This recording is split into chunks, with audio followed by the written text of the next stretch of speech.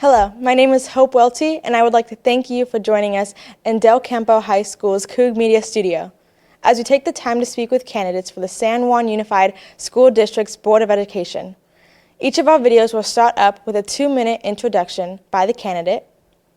Then I will ask the candidate a series of questions that our parents, staff, students, and community members submitted, and our student staff helped select.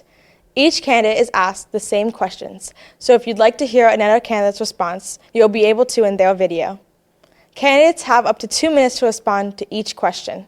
To make sure that we get all the questions in and that all candidates have an equal opportunity to respond, our district office friend, Elizabeth Zeladon, will keep track of time and let us know if we approach the 2-minute mark. After questions, the candidate will have a 2-minute closing statement, so be sure to watch all the way through to the end.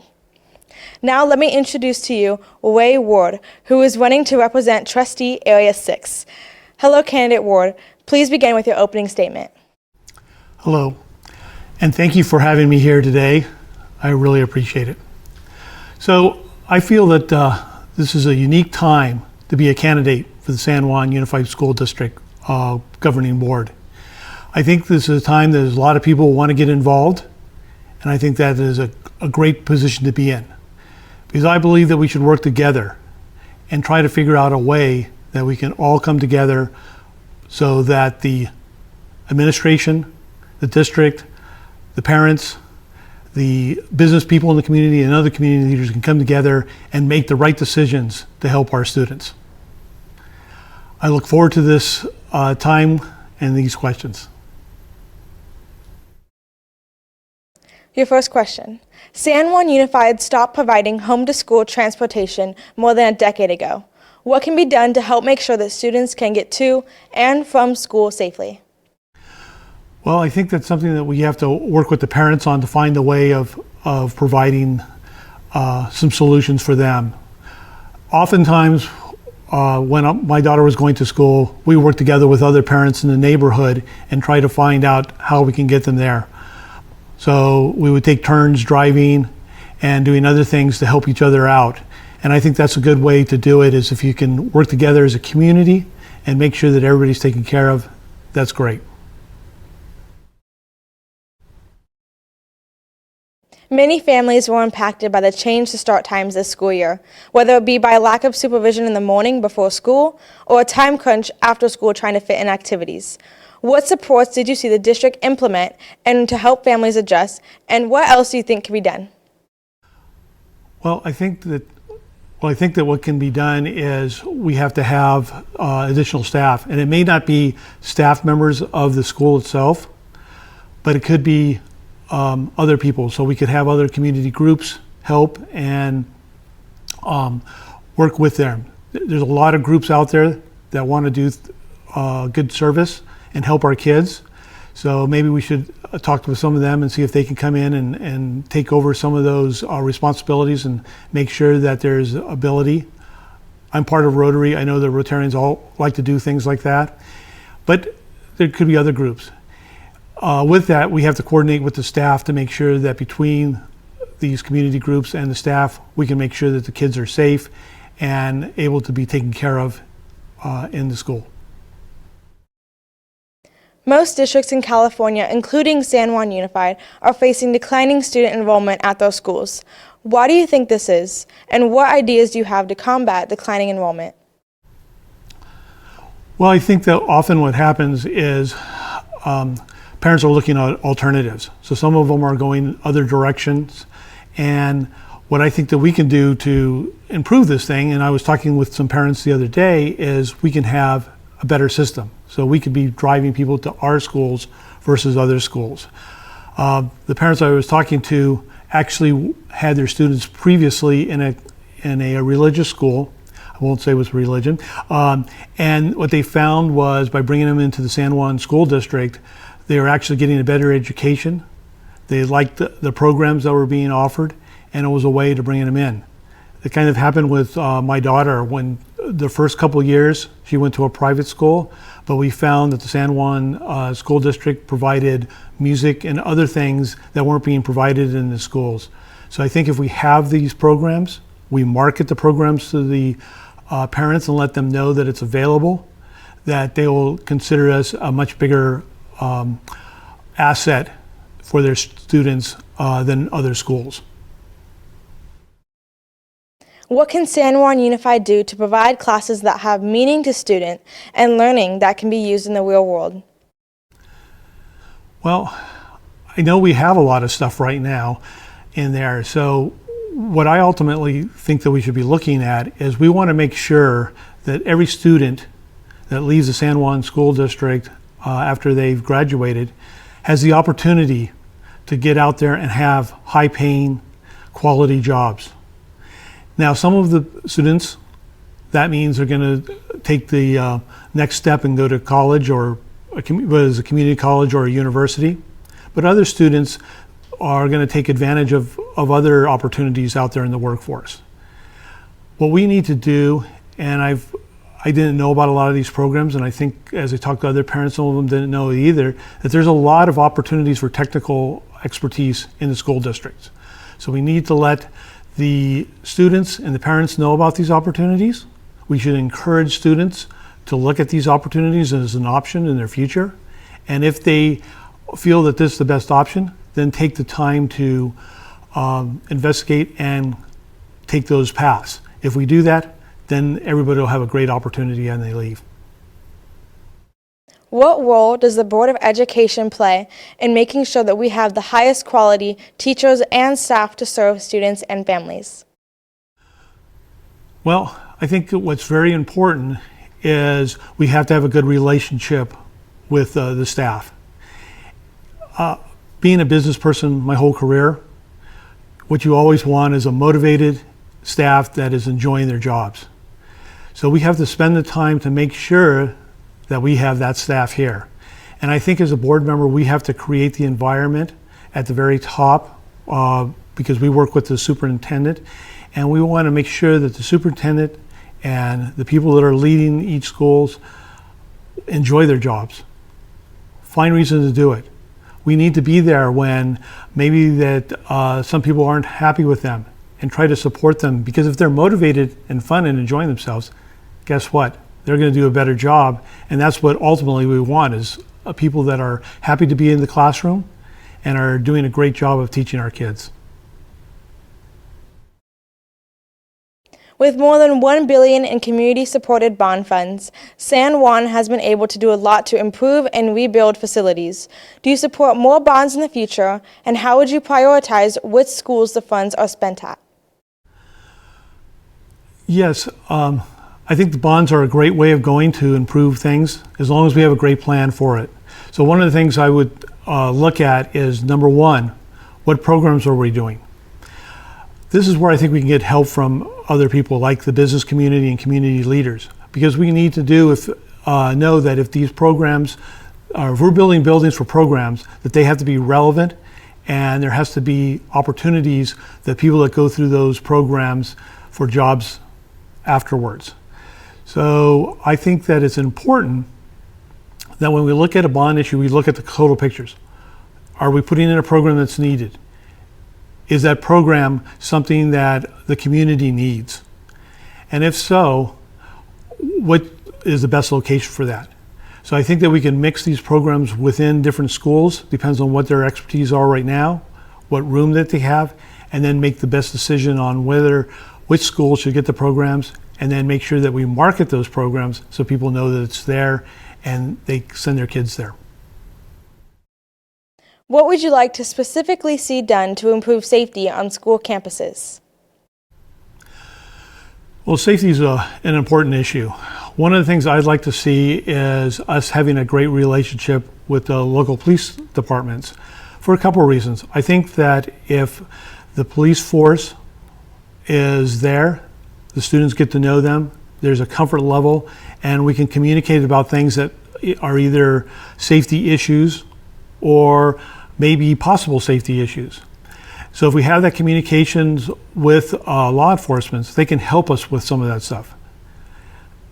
If we can't have the officers there, we should have at least some kind of communication with people that are experts in that field to come in and take a look at our facilities on a regular basis, see what's going on, making sure that whatever is there or whatever the attitudes are, and whether it's with counselors and stuff like that, so that we know that we're providing the services that particular school needs for that group of students.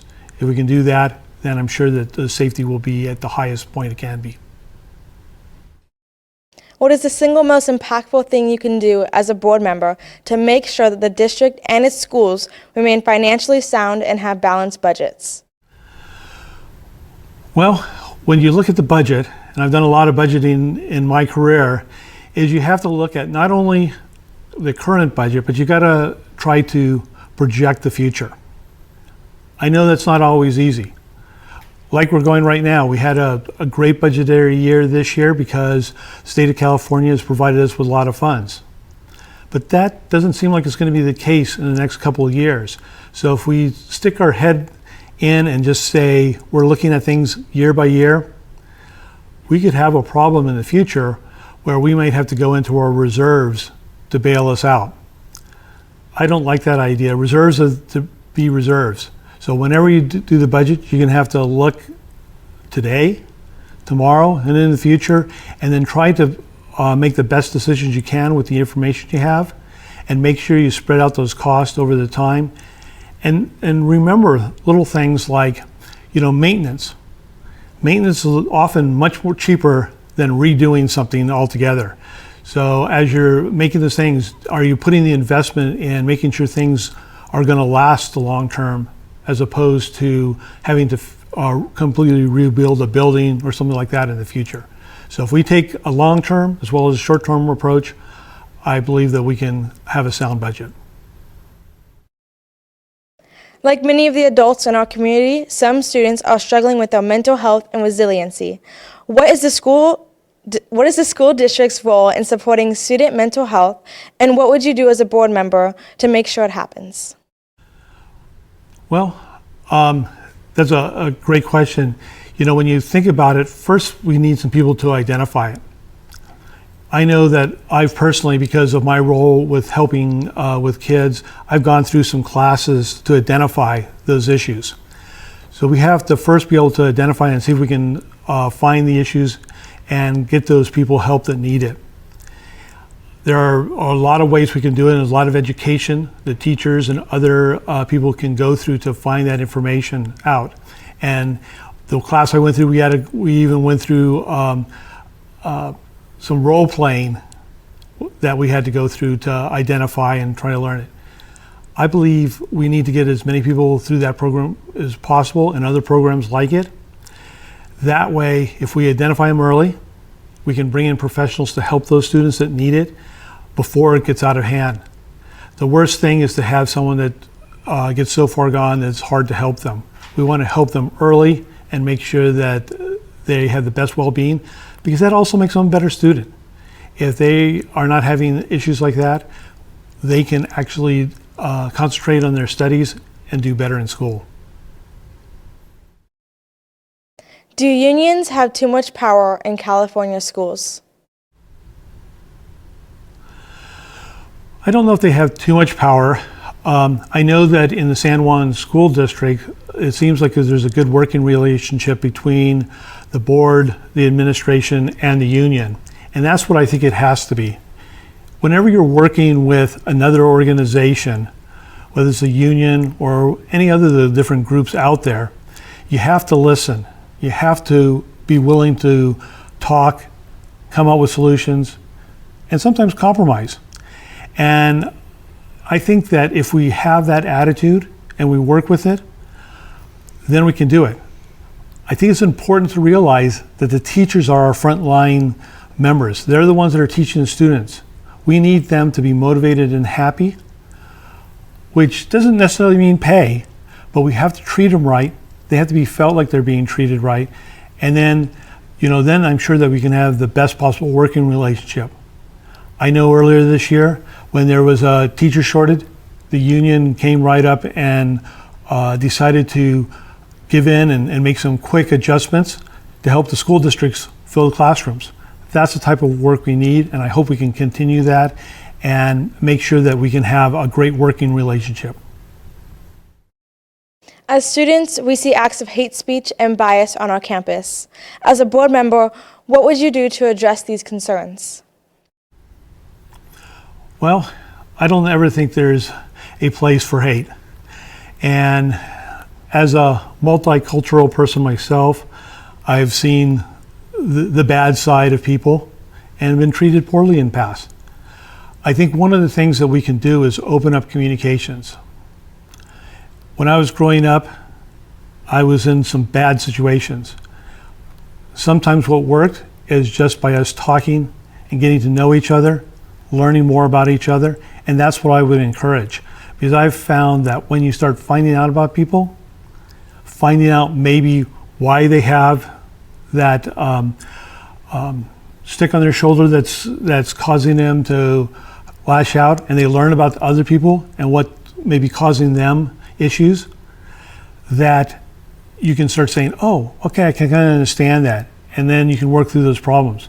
But if you don't start with communications and you don't start working between people and have those honest conversations with each other, you'll never solve any of the problems, especially not hate. So let's start by creating an environment where people talk and work together and want to learn about each other's and find out what issues might cause those things. How have you seen the district listen to the voice of students, and what other ideas do you have for how student voice can be expanded? Well, I've seen at the board meetings where the students get to talk about what's going on in the schools, but to be perfectly honest, I'm not sure how well that is really listening to the student voice.